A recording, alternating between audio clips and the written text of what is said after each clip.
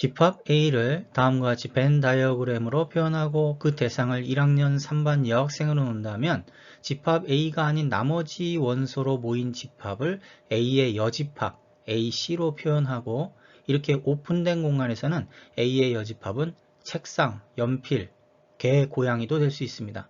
그래서 그 대상을 분명하게 정할 수 없기 때문에 여집합을 이야기할 땐 반드시 전체 집합 안에서 이야기해야 되고 여기서 이 전체 집합은 1학년 3반 학생으로 정의하겠습니다. 그렇게 된다면 A의 여집합은 전체 집합의 원소이지만 A 집합의 원소가 아닌 집합 따라서 1학년 3반 남학생이 되게 됩니다.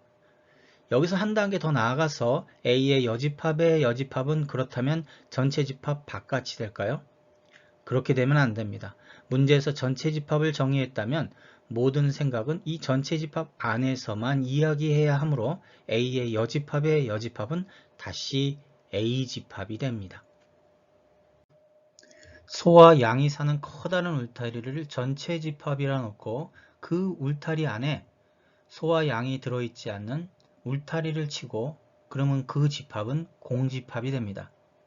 그럼 그 울타리 밖은 결국 공집합의 여집합이 되고 그 바깥에는 모든 소와 양이 있기 때문에 그 바깥은 전체 집합이 될 수 있습니다. 반대로 전체 집합의 그러면 여집합은 다시 공집합이 되겠죠. 집합 A에서 집합 B를 뺀다고 하는 것을 A에 대한 B의 차집합이라 말하고 말한 그대로 집합 A에서 집합 B를 뺀 나머지가 바로 A에 대한 B의 차집합이 됩니다. 벤 다이어그램상에서 다음의 그림이라고 하는 것은 집합 A에서 A, B의 교집합을 뺐을 때도 똑같은 모양이 되고요. A, B의 합집합에서 B집합을 뺄 때도 똑같은 그림이 나타나게 됩니다. 마지막으로 제일 중요한 B의 여집합을 이용해서 나타나게 되는데요. 먼저 집합 A에서 집합 B의 여집합의 교집합, 공통 영역이 곧 A에 대한 B의 차집합이 됩니다. 이를 통해서 다음과 같은 4개의 식이 동일한 의미를 갖고 있다는 것을 알 수가 있고요. 특히 A에 대한 B의 차집합은 집합 A와 집합 B의 여집합의 교집합으로 표현할 수 있다는 것 꼭 활용해 주기 바랍니다. 전체 집합에서 집합 A와 집합 B를 벤 다이어그램으로 나타내고 A의 여집합이라고 하는 것은 전체 집합에서 A집합을 뺀 나머지가 되기 때문에 1, 4, 6, 8, 9를 원소로 하는 집합이 되겠죠. B의 여집합도 전체 집합에서 B집합을 뺀 나머지, 그래서 3, 6, 7, 8을 원소로 하는 집합이 되고요. 이번엔 A, B의 합집합의 여집합, 그러면 합집합을 제외한 나머지니까 6과 8을 원소로 하는 집합이 되고 A, B의 교집합의 여집합, 교집합이 2와 5니까 2와 5를 제외한 나머지 1, 3, 4, 6, 7, 8, 9를 원소로 하는 집합이 됩니다.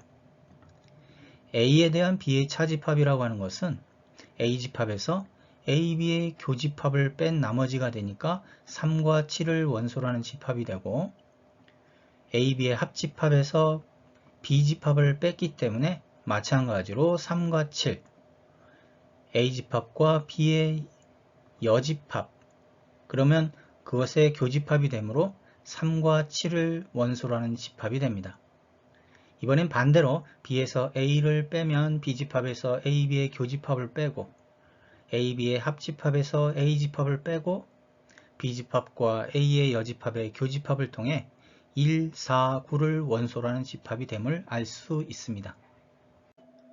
A, B의 교집합은 5와 11을 원소로 하는 집합이 되고요. 1번 A와 B의 여집합의 교집합은 A에 대한 B의 차집합, 따라서 A집합에서 A, B의 교집합 5와 11의 원소를 뺀 나머지 1, 3, 13을 원소로 하는 집합이 됩니다. 2번은 A의 여집합과 B의 교집합, 교집합에 대한 교환 법칙에 의해서 이는 곧 B에 대한 A의 차집합이 되고 B집합에서 A, B의 교집합 5와 11 원소를 뺀 나머지 7과 19를 원소로 한 집합이 됩니다. 3번에서는 차집합을 교집합과 여집합으로 표현해서 나타내고 이때 여집합의 여집합은 다시 B가 되기 때문에 A와 B의 교집합인 5와 11을 원소로 하는 집합이 됩니다. 4번에서도 차집합을 교집합과 여집합으로 풀어서 나타내주면 A의 여집합의 여집합, 즉 A집합이 되고 B집합과 A의 교집합은 A와 B의 교집합과 같게 됩니다.